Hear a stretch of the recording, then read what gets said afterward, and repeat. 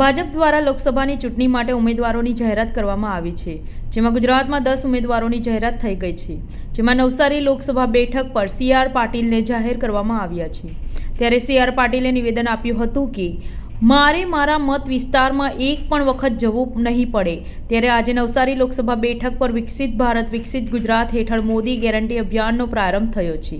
આ અંગે પૂર્વ પ્રદેશ ભાજપ ઉપાધ્યક્ષ જનક બગદાણાવાળાની ઉપસ્થિતિમાં પત્રકાર પરિષદ યોજાઈ હતી, જેમાં તેમણે જણાવ્યું હતું કે ભાજપ દ્વારા ચૂંટણી ઢંઢેરો જાહેર કરવા પૂર્વ વિકસિત ભારત સંકલ્પ અભિયાન પ્રારંભ થશે। લોકોને પોસ્ટકાર્ડ આપી પ્રધાનમંત્રી નરેન્દ્ર મોદીને સૂચનો આપવા પ્રેરિત કરાશે। કાર્યકર્તાઓ લોકો સુધી સૂચન પેટી અને કાર્ડ લઈને પહોંચશે, જેમાં લોકો પોતાના પ્રશ્નો લખીને મોકલી શકશે।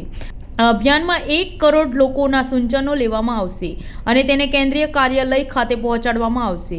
આ સાથે નવસારી લોકસભાના 2 ડિજિટલ વન મોદી કી ગેરંટી અભિયાનના લોન્ચિંગ સાથે ગામ ફરશે અને મતદારો સુધી મોદી સરકારની યોજનાઓ પહોંચાડવાની માહિતી આપશે અને એક મોબાઈલ નંબર પર જાહેર કરવામાં આવ્યો છે, જેમાં મિસ કોલ મારી અથવા તો વોટ્સઅપ પર લોકો પોતાના સૂચનો જણાવી શકશે।